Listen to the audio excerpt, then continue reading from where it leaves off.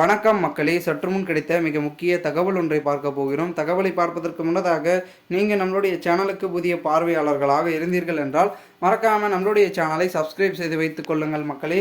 தற்பொழுதைய பொறுத்த வரைக்கும் முக்கியமாக பார்க்கப்படக்கூடிய பன்னீர்செல்வம் அவர்கள் பார்த்திங்கன்னா அதிமுகவில் தற்பொழுது இணைய பலவிதமான முயற்சிகளில் இந்த ஒரு தேர்தல் முயற்சியும் ஈடுபட்டிருக்கிறார் என்று கூறப்படுகிறது. ஜூன் 4ஆம் தேதி தெரிந்துவிடும் ஓபிஎஸ்ஸின் அவர்களுடைய செல்வாக்கு என்ன அப்படின்றத பார்த்திங்கன்னா ஒரு பக்கம் ஓபிஎஸ்ஸின் ஆதரவாளராக இருக்கக்கூடிய வைத்தியலிங்கம் அவர்கள் தெரிவித்து கொண்டிருக்கிறார். மேலும் இந்த ஒரு சூழலில் தற்பொழுது மற்ற அரசியல் கட்சி தலைவர்கள் ஒரு பக்கம் அதிமுகவை பற்றி செய்தியாளர்கள் கேட்கும் சொல் சொல்லி கொண்டே இருக்கிறார்கள்.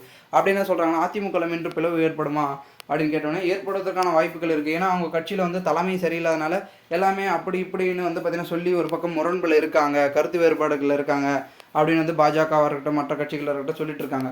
இந்த ஒரு சூழலில் தற்பொழுது நம்மளுடைய வேலுமணி அவர்களோட ரகசிய ஒரு ஆலோசனை கூட்டம் நடத்தணும் அப்படின்றதுல ஒரு முடிவாக இருக்கார். ஏன்னா அப்படி நடத்தினாதான் என்ன தீர்வு, இறுதிக்கட்ட தீர்வு என்ன, அதிமுகவுடைய நிலைமையை நம்ம எப்படி மாற்றுறது, என்ன பண்ணணும் அப்படின்ற ஒரு முழு நோக்கத்தில் நம்மளுடைய பன்னீர்செல்வத்துக்கு பார்த்திங்கன்னா ஆதரவை அளிக்கும் வகையில் அவருடைய செயல்பாடுகள் இருப்பதாகவும் ஒரு பக்கம் கூறப்படுகிறது. மேலும் இந்த ஒரு சமயத்தில் தற்பொழுது பார்த்திங்கன்னா இரட்டை இலை சின்னத்துக்காக ரெண்டு பேருமே முட்டி மோதி கொண்டிருந்தார்கள் தேர்தல் சமயத்தில். ஓபிஎஸ் மட்டும் வழக்கு தொடரலாம் மிகவும் பெரிய பெரிய சிக்கலை சந்திருப்பார் இபிஎஸ் அவர்கள். ஸோ அதனால் அவருக்கு சாதகமாக வந்ததுனால ஓகே ஒரு பக்கம் போயிட்டார். ஆனாலும் கூட தற்சமயம் வரைக்கும் பார்த்திங்கன்னா ஓபிஎஸ் கேஸ் கொடுக்காம இருந்தாருன்னா இரட்டை இலை சின்னத்துக்கு அனுமதியை பன்னீர்செல்வத்திற்கு முன்னாடியே இபிஎஸ் கொடுத்துருக்க வாய்ப்பே இல்லை அப்படின்றத சொல்லி கொண்டிருக்கிறார்கள். மேலும் இந்த ஒரு சமயத்தில் நிறைய விதமான சிக்கல்கள் இருந்தாலும் அதிமுகவுக்கு நம்ம விட்டு கொடுப்போம் அப்படின்ற ஒரு சூழலில் தான் நம்மளுடைய பன்னீர்செல்வம் அவர்கள் செயல்பட்டு இவ்வளோ நிலையில் மிகவும் பார்த்திங்கன்னா அவர் கட்சியில் இல்லாத ஒரு சூழலுக்கு தள்ளப்பட்டிருக்கிறார். அது இந்த ஒரு தேர்தலுக்கு பிறகு நடக்கக்கூடாது என்பதிலும் தீவிரமாக இருந்து கொண்டிருக்கிறார் என்றும் கூறப்படுகிறது. அதிலும் குறிப்பாக தேர்தல் முடிவுக்கு முன்னாடியே பேச்சுவார்த்தை நடத்தி அதிமுகவில் போகணும் அப்படின்றதுல சசிகலா அவர்களும் உறுதியாக இருக்காங்க. ஓகேங்களா?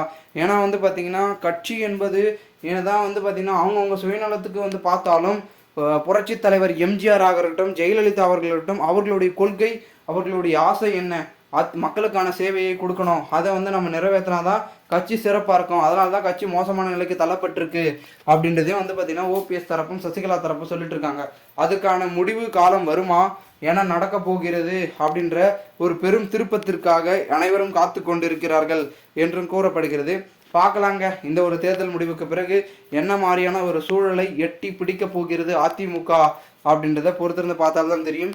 மேலும் தற்சமயம் வரைக்கும் பார்த்திங்கன்னா அதிமுகவை பார்த்திங்கன்னா காட்டிலும் திமுக கொஞ்சம் முன்னிலை இருக்கிறதுக்கான காரணம் அங்கே தலைமை சரியாக இருந்ததுனால எல்லாமே பெரும் விதத்தில் போயிட்டுருக்கு. அதிமுகவில் கொஞ்சம் அப்படி இப்படி ஆதரவு சிதறி கிடக்கிறதுனால மற்ற கட்சிகளுக்கு அதுக்கு சாதகமாக அமைந்திருக்கு. ஆனால் 2026 அது அமையாது அப்படின்றதையும் உறுதிப்பட சொல்லி கொண்டிருக்கிறார்கள் நம்முடைய ஓபிஎஸ் தரப்பினர்கள். பொறுத்திருந்து பார்க்கலாம் என்ன நடக்கிறது. போன்று நீங்கள் அரசியல் சாதனை நிகழ்வுகளாம் தெரிந்து கொள்ள சேனலை சப்ஸ்கிரைப் பண்ணுங்கள். நன்றி, வணக்கம்.